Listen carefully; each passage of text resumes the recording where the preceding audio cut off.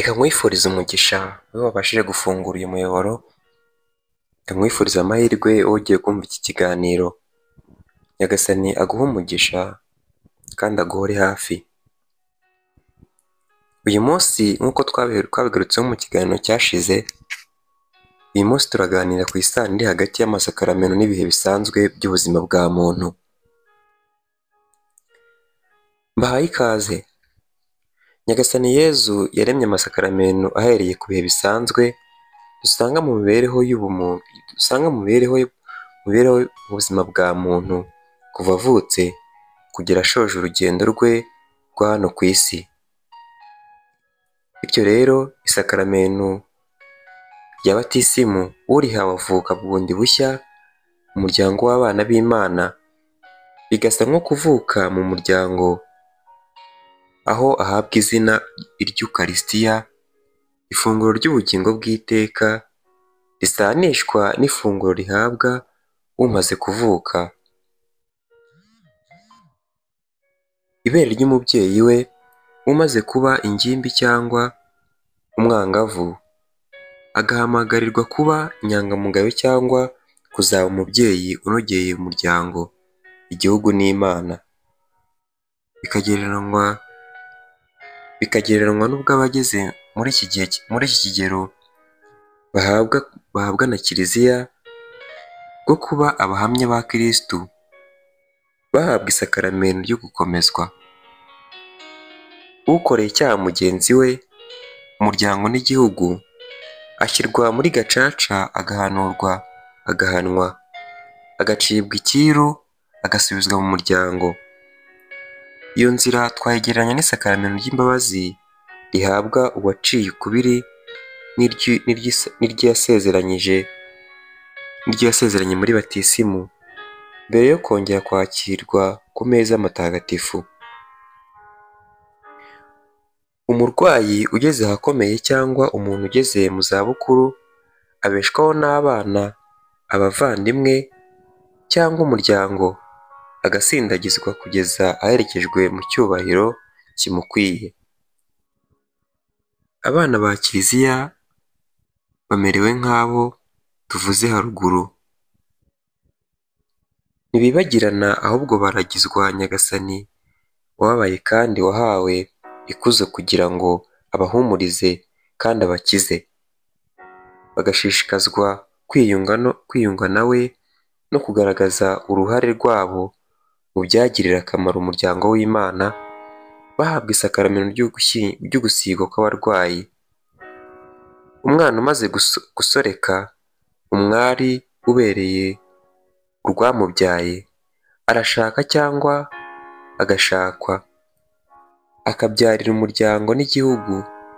Muri Kiliziya, ugeze muri iki kigero afashwa kumva umuhamagaro we, agahabwa isakaramentu ryo gushyingirwa cyangwa akiyegurira Imana bitewe n'aho yiyumva azarushaho kurangamira, kwegera gusa no gusabana n'Imana.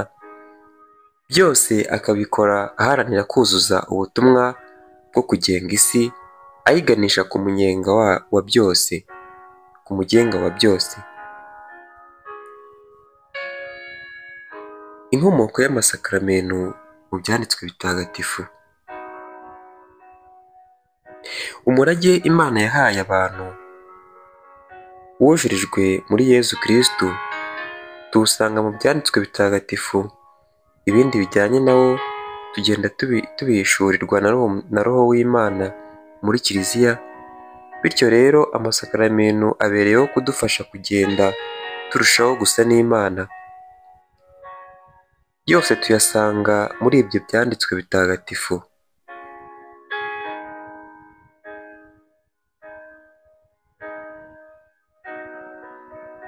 Isakaramentu rya batisimu. Batisimu icyo ari cyo n'akamaro kayo. Nk'uko tubisanga mu gitabo cy'Umukristu, batisimu ni isakaramentu Kristu wazutse adukirizamo icyaha cy'inkomoko n'ibyaha byacu bwite twakoze tutarabatizwa, akaduha ubugingo bushya bw'abana b'Imana muri Kiliziya ye. Ni ishingiro ry'ubuzima bwa gikristu ni irembo riyoboka ku yandi masakaramentu, ikaba n'urwinjiriro rw'imibereho muri Roho Mutagatifu. Batisimu idukiza icyaha cy'inkomoko, abato n'abakuru, ari nacyo cyo kwikuza gisimburwa no kwicisha bugufi kugomba kuranga uwabatijwe. Idukiza kandi n'ibindi byaha twakoze tutarabatizwa. Abakuru itugira abana b'Imana. Ingingo za Kiliziya, umuryango w'abatagatifujwe. Kristo abereye umutwe, ituvukisha bundi bushya ku bw'amazi no ku bw'amagambo, tukaronka ubugingo bushya bw'abana bayo. Ni ishingiro ry'ubuvandimwe busumba isano y'amaraso ku bemera Kristo bose. Batisimu iduha ingabire y'ubutungane. Uwabatijwe yunga ubumwe na Kiliziya, aba inzu ya Kristo n'ingoro ya Roho Mutagatifu. Iduha kandi kugira uruhare ku busaseredoti bwa cyami, butuma tugira uruhare ku buhanuzi, ubusaseredoti n'ubwami bwa Kristo. Uwabatijwe aba umusaseredoti asenga akitura Imana kandi akayitura ibyaremwe byose. Akaba umwami igihe yigenga kandi kwigenga kwe kukaba ugukora ugushaka kw'Imana. Muri batisimu twiyemeza kwanga icyaha, gukurikira Kristo no kumwamamaza mu mibereho yacu yose. Reka mbere ya byose tubanze turebere hamwe imyiteguro y'uwitegura kubatizwa. Uwitegura kubatizwa akurikira gahunda y'umwigisha mu gihe gikwiye nk'uko abashinzwe ubwigishwa baba barabigennye. Umwana yigirwa n'ababyeyi be b'umubiri. Uwa batisimu cyane ko ayisabirwa n'ababyeyi be kandi akabatizwa mu kwemera kwabo, ari nako kwa Kiliziya. Uko umwana agenda akura arerwa nabo gikristo. Inyigisho atahawe azihabwa atangiye kwigira Ukaristiya ye ya mbere kugeza akomejwe. Twibutse ko kubatiza abana muri Kiliziya Gatolika ni umuryango wemejwe ku mugaragaro mu kinyejana cya 2, ariko birashoboka ko watangiye mbere yacyo, kuko igihe abo mu rugo rwa Lidiya na Stefaniya babatizwa nta gushidikanya ko harimo n'abana. Batuyibona mu Byakozwe n'Intumwa umutwe wa 16. Mu gihe gisanzwe imico ihamye ya gikristo, mu gihe kidasanzwe ushaka kubatizwa nta nyigisho ahawe, gusa agomba kugaragaza ko afite ukwemera gusa. Izina rya batisimu. Umuntu wese ugiye kubatizwa agumana cyangwa agahabwa izina ry'umutagatifu uzwi rifite icyo risobanura kandi ahimbazwa na Kiliziya. Ibyo bigakorwa n'ababyeyi bifashijwemo ngo batisimu cyangwa undi muntu ubisobanukiwe. Urutonde rw'amazina y'abatagatifu, iminsi bahimbarizwaho, urugero rwiza basigiye Kiliziya n'isi yose, biboneka mu bitabo byagenwe na Kiliziya. Igitangaje kandi kibabaje ni uko bamwe mu babyeyi bifuza kugendana n'ibigezweho bagashaka guha abana babo izina rigezweho kuko ari iry'umusitari, banabisobanukirwa ntibabyumve. Rwose si byiza kandi bigomba gucika. Niba turi abakristo kandi tugendera mu kwemera kwa Kiliziya Gatolika, tureke itwereke igikwiye kandi tubyubahirize. Abana ntibahabwe amazina akwiye aboneye kandi afite icyo adasobanuye, ahubwo bahabwe amazina akwiriye afite icyo asobanuye. Reka turebere hamwe igihe batisimu itangirwa. Biba byiza iyo batisimu itanzwe ku cyumweru, umunsi twibuka kandi tuzirikana urupfu n'izuka bya Kristo, umunsi twaronyeyeho ubugingo bw'iteka. Byaba byiza kurushaho igatangwa mu gitaramo cya Pasika, bishingiye ku isano yihariye iyi minsi ifitanye n'izuka rya Nyagasani Yezu Kristo. Birashoboka ko batisimu itangwa mu misa iyo ari yo yose, usibye mu gice cya diveni n'igisibo, kuko ishushanya Pasika ya Nyagasani. Ariko nanone buri paruwasi igena umunsi ukwiye gutangiraho batisimu kugira ngo hirindwe akajagari. Reka turebere hamwe aho batisimu itangirwa. Umuntu mukuru abatirizwa muri kiliziya ya paruwasi ye, umwana we akabatirizwa muri kiliziya ababyeyi be babarizwamo cyangwa se bamuhitiyemo kubera impamvu bagaragaje idasanzwe. Iyo ari mu bihe bidasanzwe, batisimu itangwa aho ubatizwa ari mu rugo cyangwa kwa muganga n'ahandi, ariko abiherewe uruhushya rwihariye rw'umuyobozi ubifitiye ububasha, umwepiskopi cyangwa padiri mukuru. Iyo batizwa ari mu gihe cyo gupfa, igihe amage cyangwa cy'amatotezwa, ahabwa batisimu y'agateganyo. Bipfa gukorwa nk'uko kiliziya yabihawemo ubutumwa.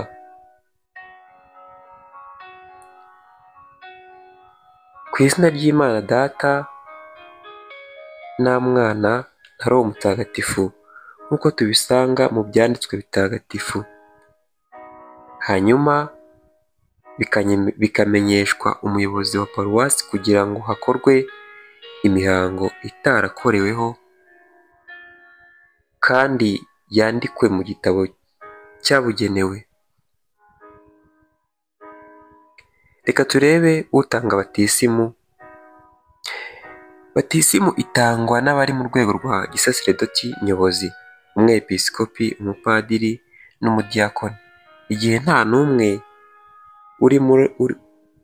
n'umwe muri abo kandi umwe agiye gupfa, umukatejisite wihaye Imana n'undi murayiki uwo ari we wese uzi uko babatiza kandi ugamije gukora icyo kiliziya ishaka, ashobora kubatiza by'agateganyo. Mu bihe bisanzwe nta muntu ufite ububasha bwo gutanga batisimu atabiherewe uburenganzira na padiri w'aho hantu, cyane ko uwabatijwe agomba kwandikwa mu gitabo cya batisimu aho ayiherewe.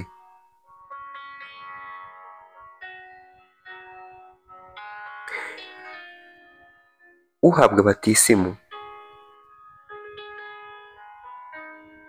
Ubatizwa ni umuntu wese utarigeze abatizwa kandi akaba afite ubushake cyangwa icyifuzo n'ubushobozi bwo guhabwa iryo sakaramentu bimuvuye ku mutima. Utavuga cyangwa utumva ashobora kuyihabwa igihe agaragaje ibimenyetso by'uko ayifuza, bitangiwe uruhushya na padiri mukuru.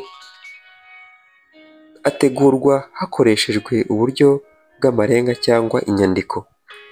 Ushaka kubatizwa ari mukuru ni ngombwa ko agaragaza ubwo bushake cyangwa inyota no guhabwa batisimu kandi yarateguwe bihagije hakurikijwe gahunda ngenderwaho ya diyoseze ye. Agomba kuba yarageragejwe bihagije mu buzima bwa gikristo hifashishijwe umwigishwa mu nzego zabwo, gusabwa no gufasha kuzibukira ibyaha bye n'izindi ngeso mbi za kamere. Umuntu ukuze ugiye gupfa ashobora kubatizwa hatabayeho kumutegura, ariko akaba yabigaragariza inyota kandi yakurikizaga amabwiriza n'imigenzo ya gikristo akiri muzima.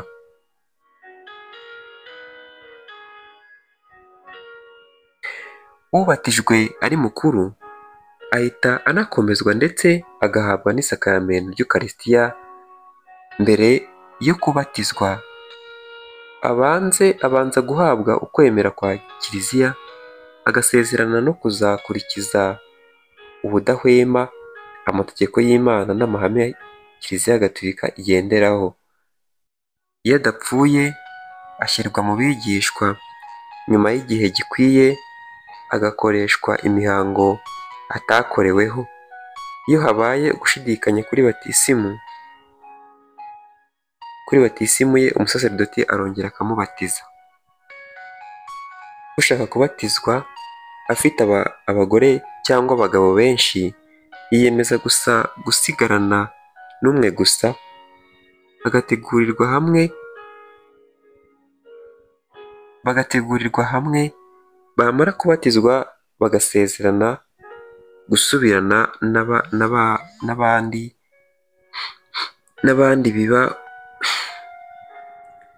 yamara kubatizwa bagasezerana gusubirana na ba bandi ubusambanyi nk'ubundi bwose. Umubano w'abashakanye babatijwe ariko badahuje idini, umwe muri bo aba ari umugatolika undi ari umuporotesitanti, uremewe, ariko mbere yo gushyingirwa hagomba uruhushya rutangwa n'umushumba wa diyosezi mu nyandiko. Arutanga ari uko hari impamvu zumvikana kandi abona ibimenyetso bimwizeza ko ukwemera Gatolika kutazapfukiranwa. Ababisaba biyemeza ibi bikurikira: ibintu bitatu. Icya mbere, umukatolike yiyemeza gusinyira imbere ya padiri mukuru wa paruwasi ye ko azakomeza ukwemera kwe nk'umukatolike, akirinda guhindura idini kuko ari icyaha gikomeye. Asezerana ko azakora uko ashoboye kose kugira ngo abana bose bazabyarana bazabatirizwe kandi barererwe muri Kiliziya Gatolika. Mugenzi we w'umuporotesitanti amenyeshwa aya masezerano hakiri kare kandi akagaragaza ko nta buryarya, ko abyemeye abishyizeho umutima. Ikibabaje kandi giteye agahinda ni uko nyuma yo gusezerana bamwe muri bo batangira gusigana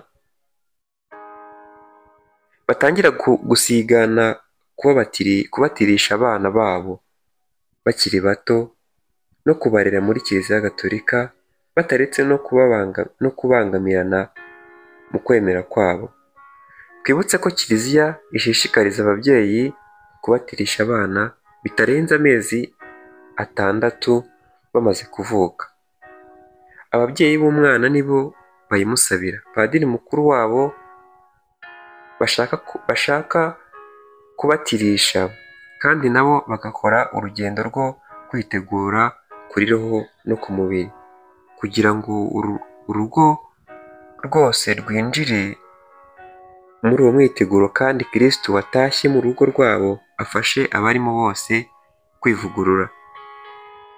Si byiza kubatirisha umwana mu gihe cyagenwe bitwaje ko nta mafaranga y'iminsi mikuru bafite. Si byo kuko icy'ingenzi ari batisimu. Igihe umwana agaragaje ko ashobora gupfa akimara kuvuka, agomba guhita abatizwa bidatinze.